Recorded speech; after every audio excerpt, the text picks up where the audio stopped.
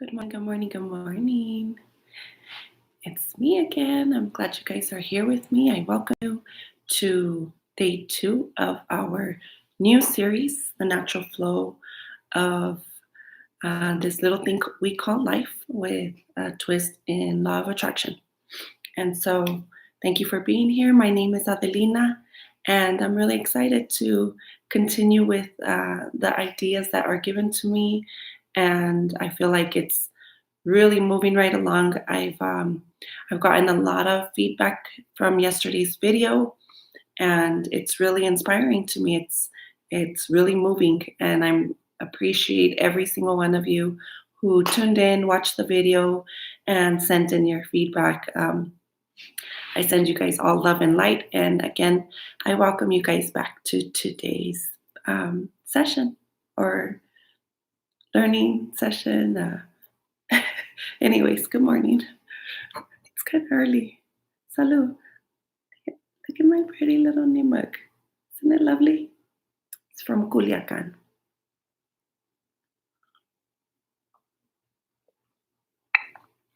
Okay, so it's like a kiss to the soul, that coffee. um, all right, really quick recap of yesterday. We discussed law and order and the natural flow. We discussed universal laws, and we started with how it is seen in the universe, our galaxy, the stars, the moon, the sun. Everything is operating under a certain law. The sun comes up, it goes down. The moon comes up, it goes down. All the planets are in their orbit. Everything has been that way since the beginning of time. And there's a natural flow to it. It's not like it's being dictated. Moon, it's time for you to do this, or sun, everything is in its natural flow. The same goes for plant life, animal life, and human life. We have we have a natural flow. A seed is planted, and it grows. It takes its time to grow, and then it produces its liking, and that's the natural flow of plant life, of animal life, and of human life. The only thing that separates humans from every other form of living thing created is the our ability to have, or our blessing, sometimes our curse, to have free will. Okay, and it's only a curse when you don't know how to apply the natural flow, how to master it, how to use it to your as your power. And so, anyways, um, we have the natural flow of the human being. Okay, we have human life, which is the planting of the seed and the growing and the producing of its liking. But then we have the human being, and that's where we get into the way we live and the life that we're creating for ourselves.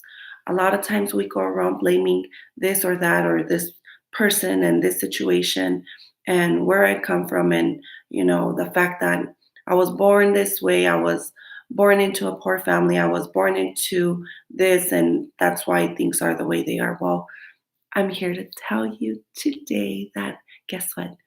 You don't have to stay there. Um, you don't have to be tied down to that anymore. You can set yourself free from that bondage, and you can start creating the life that you desire, that you want, and nothing can stop you. If you learn and apply the teachings of how the natural flow really is our greatest power, then you can start creating and seeing results in your life as early as now, as today. And it's that feeling of just understanding and knowing where you get that satisfaction of, I am feeling better, I can do this. A lot of times I went to conferences and trainings mostly for business. And I seen people very happy, and I seen people enjoying life. And I thought, man, it would be so nice to enjoy life like that. Um, I would go and I would be open to receiving the information, and it all made sense. I understood, if I do this, I'm going to get this kind of result. It's like if I work hard, I'm going to get paid the money, and everything will be better. And if I do this in my relationship or do this with my child, um, everything will be better, because it makes sense that, you know, doing certain things will produce certain results. It makes sense. What I didn't understand was why I had all this information, and why I understood it, and I knew I could do it, but I wasn't producing the results of doing that. Like, for instance, I would say, okay, um, you can't yell at your kids because it doesn't produce a good result. It just stresses everybody out. So I would say, okay, that makes sense. I'm not going to yell. And then I would start the next day and I'd be like, I'm not going to yell at you guys, and I'm not going to do this because I want to be happier and I want you guys to be happier, and yada, yada, yada. And maybe I got through half the day before I was already yelling again. Or maybe I went through the entire day. But eventually I found myself back in the same cycle. And that was what was frustrating to me. That was, I think, the biggest reason why I gave up a lot of times, and why I encountered the same situations in life that I was encountering, going in this just complete circle, and getting more frustrated and upset and discouraged. And it wasn't until I realized this that I'm going to share with you guys. It wasn't until I understood this that it really set me free from the guilt and the pain and the frustrations and the confusion. It helped me to understand where I was at and why I was doing the things that I was doing. And so before we go into that, um, let's talk a little bit about what the natural flow is. Okay, the natural flow is the seed that is planted, with time, will grow and produce its liking. What you plant is what you get. If you plant a lemon seed, you're going to get a lemon tree, but you're not going to get the lemon tree until the process, until the flow of that growth takes place. And there's nothing dictating that seed to take the steps it needs to take in order for it to grow. It just does. It does. Okay? Yes, it takes some care and nurturing. A lot of times our beautiful mother nature takes care of that for us. And if not, we have gardeners and green thumb masters that take care of things like that. But the seed is not being told in its like direct plan or step by step what it needs to do. And the same thing goes for the natural flow in our free will. Okay, and what is that flow? What's the flow of our free will? Well, remember, the seed is the thought, and the thought is the law. So what you plant is what you get. So the thoughts you're thinking are what is creating the results in your life. Okay, the flow of it all is that from a thought you're gonna always feel, and you're gonna speak, and then you're gonna act out on it. So first comes the thought, and then the flow of it is um, feeling, speaking, and then acting. And once that flow happens, you create a result. Okay. Now remember, we talked about this thing called the program, and it's where all of our thoughts come from. It's where all of our thoughts are stored. And right now, a lot of us are operating in a pre programmed mindset. And our pre programmed mindset was created and programmed from the time we were in the womb and by our parents, by our siblings, those who surrounded us, our religious leaders, our politicians, the things we were learning from the TV, the radio, school, all of those things are the factors of our pre programmed mind. They're the foundation of the mindset that we have, that is where all of our thoughts are stored in right now. And so if you remember yesterday, I said a lot of times 96 to 98% of our thinking is not even our own thoughts. Our thoughts are there because we were taught to think that way. And a lot of it is cultural based, um, where we were brought up and by who, and so on and so forth. But my point is that you're operating off of this pre-programmed mind where all your thoughts are. And those thoughts are creating the natural flow of life, and you're producing the results that you're getting, whether you mean to and you're doing it on purpose or not. And for the most part, people are not creating on purpose. But the great thing is that we can create on purpose. And this is what set me free, guys. This is what made everything else make sense and start to finally fall into place. Is that I understood that I had to understand why I was doing the things I was doing and how it had already become such a strong factor in my life. But just the same, the way that was created, I could create a new programming. Okay, and that's where we're going to get started today. And before we do, I want to go ahead and introduce you to my workbook. It's called Emotions Over Logic. It is the second part of my book that I released called Emotions Over Logic. And really, it's like you don't want emotions to overrule logic.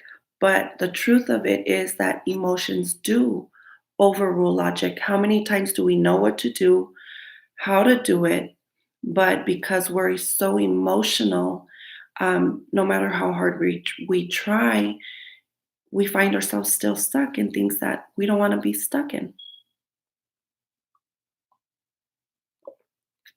And so, more likely than not, our emotions will overrule the logic part of ourselves that tells us leave the relationship. Start saving money. Don't yell at your kids. If you do this, this is going to get your results. You don't want to do that, and we still do it anyways. It's emotion driven. And our mind is telling us, don't do it. You know how to do something better, but we're habitual. And we talked about the law of habit and hypnotic rhythm yesterday, and that's what it is. We're operating under a law of habit and hypnotic rhythm, and we've gained so much momentum in living this way. It's become our natural state of living. Every time we thought a thought, we connected it to certain feelings, certain words, and certain actions. And every time we thought that thought and felt this way, spoke this way, and acted this way, we created momentum. We created a habit. And if you think about it, habits are formed from the time we're little. We learn how to deal with anger. We learn how to deal with frustration, pain, fear in certain ways. And if we're not taught how to deal with those emotions in a productive way, in a way that's not destructive, then we're going around giving momentum and energy to a habit of destruction. And we don't realize it, but we're creating all this chaos in our life. And it's all because no matter what, we're not excluded from the laws of the universe. We do have free will. We have the ability to think for ourselves, but we are not excluded from the laws that govern our reality. Can you imagine if things weren't governed under law? Like there would be mayhem. It would be just crazy. All right. So everything that operates under law and order. Many times we get to a point in our life where we realize we're not very satisfied with where we are at in life. We may wish we had healthier relationships, happier relationships, a better job or career, better parenting skills, maybe all around just a better life, right? At these points in life, we usually realize that we require to make some changes in ourselves and the way we're doing things. Okay. We may say we're going to start saving money or stop drinking or smoking or doing the things that we know are not really good for us. We're going to eat healthier and maybe exercise, be nicer to people, be more organized. Um, but it's like those New Year's resolutions.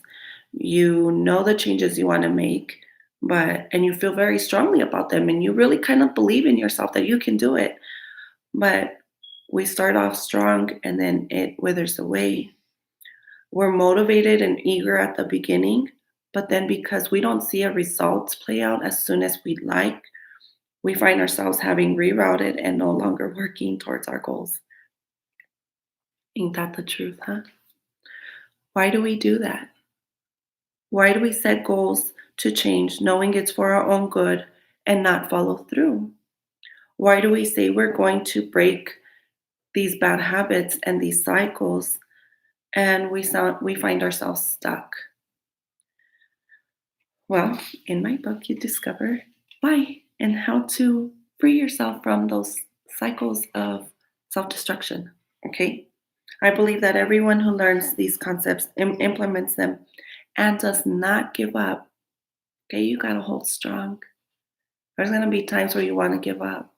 But if you hold strong to these ideas, if you keep the faith, you're going to break cycles of self sabotage and you're going to start creating the life that you desire. I promise you, I guarantee it.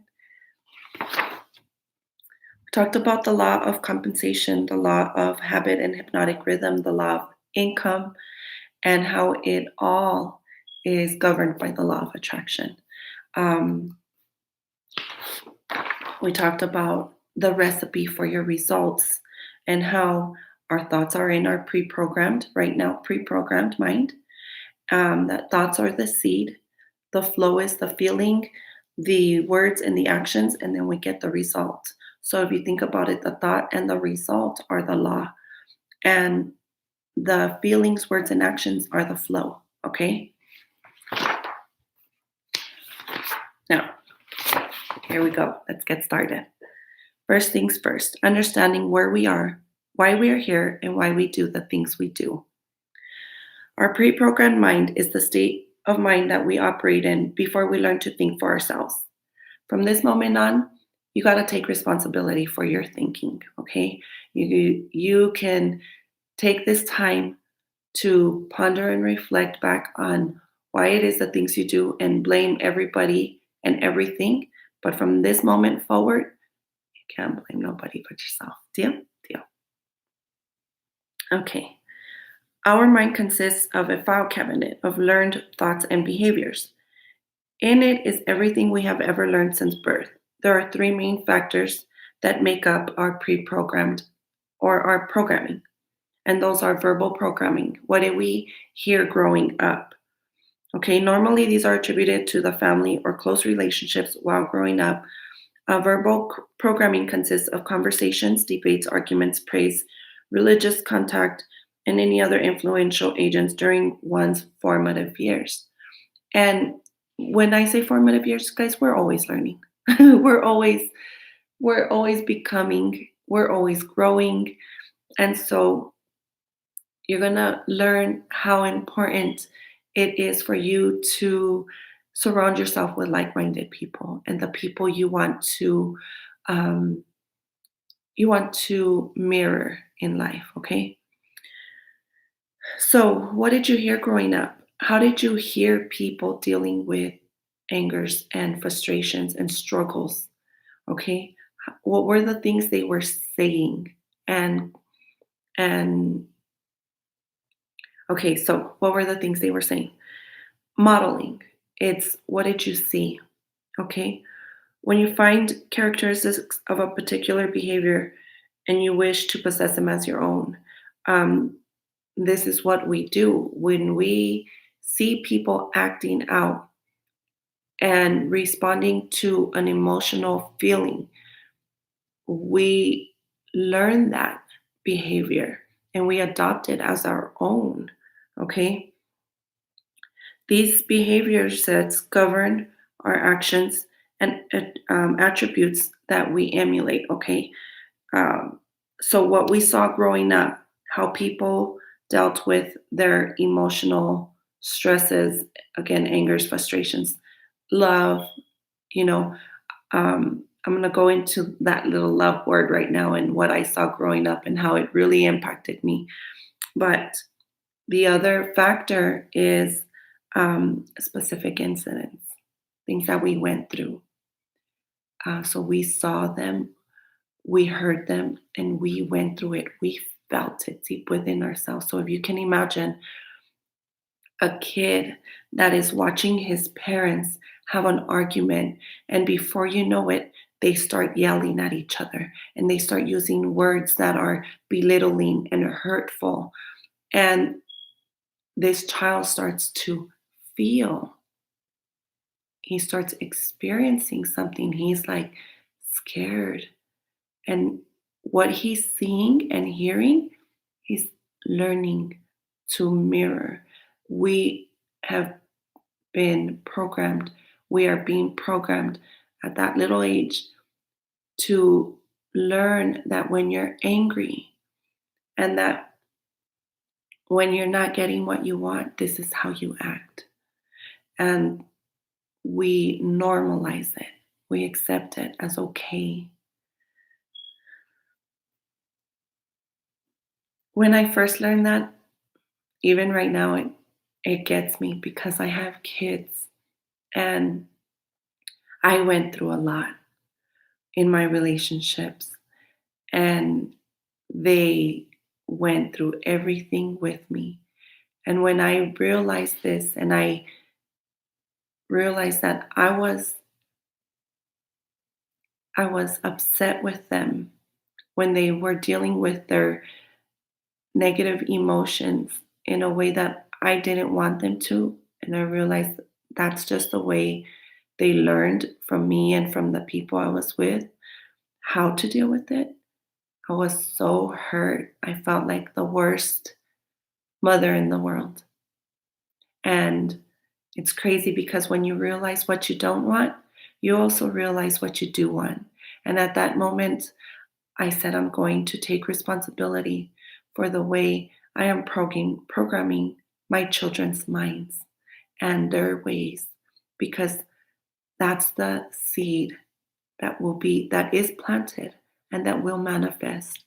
And so today, when I go through things with my adult children, and when I find myself like, oh my goodness, like, why are you doing that? I understand why. And that frees me from reacting in a way that's hurtful right back to them. It allows me to understand where they are at, why they're doing the things they're doing, and not be so hard on them. But instead of being angry with them and judging them and criticizing them, I can take that time to maybe plant a new seed or nourish a seed that I've been planting for a while. It's all right. I get it. This is where you're at. But if you do this, mijo, mija, you're going to get a better result. Okay, so, anyways, back to what we were talking about. Um, our programming is made up of three main factors. What are we hearing? What are we seeing? And what are we going through? What are we experiencing in life? Okay. I always use the example of a little girl who has a doll. And you see this little girl playing with her doll and she's talking to it. And then all of a sudden she's like, you're going to time out and stop crying. And she spanks the doll or whatever. And she, you know, puts the doll in timeout. Where did she learn to be that way at such a young age? From what she's seen. That's where she learned. And so we're creating and programming the mindsets of our children. And just like we are doing that to our children, that's what we were done unto. People who surrounded us created the way we think today. Okay. But the good thing is um, you can start creating a new program for yourself. You don't have to stay tied down to the programming of your ancestors or your parents or people that influenced you back in the day. What they did was their doing.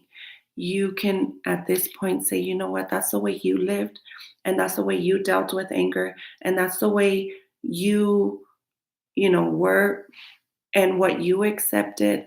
But I'm not going to do that. And I'm going to be different. And I'm going to deal with my emotions differently because I don't want to continue this cycle of living. I want a happier life. I want more prosperity. I want more wealth. I want to enjoy living. And so, if you think about it, how does your pre-program mind impact your life? A lot, not everybody is struggling. I mean, I relate to this because I struggled, but not everybody is struggling, okay? Or not everybody has the same struggles. Maybe everybody is struggling, but not everybody has the same struggles, okay? So, what kind of struggles do you want to have? It's the question. Look at your grandparents, your parents, your uncles, aunts, cousins. How different is everybody living from one another? Can you see a mirror image? Cycles are continued from generation to generation. Many times, if a parent yells when they experience anger, a child will learn to connect the action of yelling to the feeling of anger and therefore will act in the same manner. Although parents are the child's first teacher, a child is also influenced by others. So, as parents, we need to be very, very picky about who we're allowing to influence our child, okay? Or our children. Just a quick note for you. All right. So, in my book, this is where we would go into a self evaluation, okay? Go ahead and take time right now to reflect on why it is you do the things you do, and how it's created the path to where you're at in life. Who have you been mirroring? Are you just like your mom? Are you just like an aunt? Are you just like a father? Who are you mirroring? Was there someone that really impacted your life in a positive way that you held strong to those ways because you had already experienced something completely opposite and this makes you feel better? And because of that person, you do things different than most people around you? Reflect back on it right now. Take time to ponder on why it is you do the things you do. Now, a lot of times, people will go to counseling and or to therapy, and this is where people stay stuck at. They stay stuck on the why I do what I do, and it's easier to be there and blame other people and say, well, I'm only this way because my mom or my dad or my life, whatever, my ex or whatever happened. And you can stay there and stay in blame forever. Don't do that. This part of change and growth, it's supposed to take up like this action itty bitty little piece of our time and our growth because we don't want to blame. We want to start taking ownership of what we're creating. So, yes, I get it. You know what? I yell at my kids because I seen that growing up. I seen aunts yell at their daughters and love on their sons. I seen my grandmother be a certain way and my grandfather be a certain way, and I got traits of both of them from both sides of my family. And I can see the mirror image of why I stayed in relationships and in toxicity way longer than I should have why I accepted these types of relationships as normal, why I thought it was okay to have all these kids and be on government assistance and like just take, and not build myself. Like I see why I lived the life that I lived. And I'm not blaming my family. I'm not blaming those who surrounded me. I'm understanding the cycles of life and the mirror image that we live in by those who we admired a lot of times. We wanted to be just like them. And I can see it. And I'm not mad at my mom. I'm not mad at my dad. I don't hold anything against them.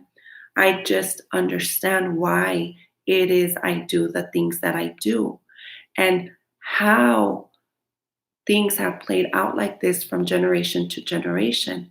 And that gives me the power to break cycles.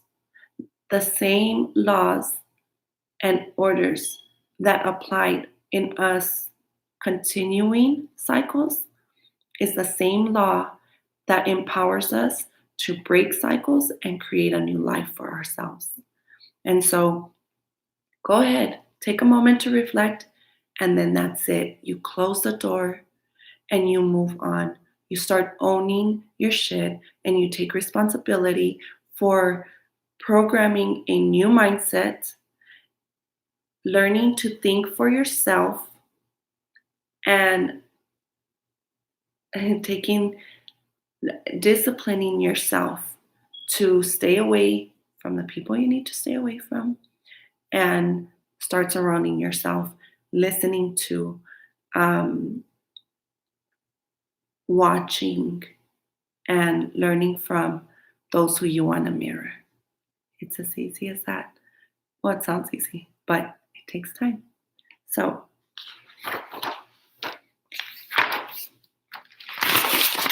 let's move right along. Um, Actually, we're going to go ahead and not move right along in the book, but did you guys learn anything? Do you resonate? Before I end today's video, I don't know who needs to hear this, but I really believe that the right people are tuning in and resonating. They're understanding and receiving what is meant for them to hear. Okay? You're in the right place at the right time, surrounded with the people you're supposed to be surrounded by. Look at these people that you're around and start asking yourself, what am I supposed to be learning here? How is this person teaching me? What are they teaching me? Do I need to grow in my patience and understanding? Do I need to grow in my ability to set some boundaries? Where am I at in life and in this relationship, in this home? Um, a lot of times when we're dealing with other people, I used to say children, but it goes for people in general. When we see a person behaving in a way that's not pleasing to us, we tend to become upset with them and we tend to be judgmental and we criticize. Instead of doing that, today, when you find yourself crossing paths with somebody who you feel is not behaving in a way that is satisfying to you, ask yourself, um, are they just behaving bad? Or are they struggling to deal with an emotion? Are they struggling to deal with something that's going on within them? Because when we find ourselves looking at a person like that and we see them as maybe struggling to deal with something, our natural nature is to want to help people. And so when you're dealing with a relationship partner or a child, instead of seeing them as behaving bad, ask yourself, are they struggling to deal with something? And is there something I can do to help them? And so, with that, I leave you guys today. And as always, I send you guys a lot of love, peace, and joy. Ciao. Peace and love. And we're out.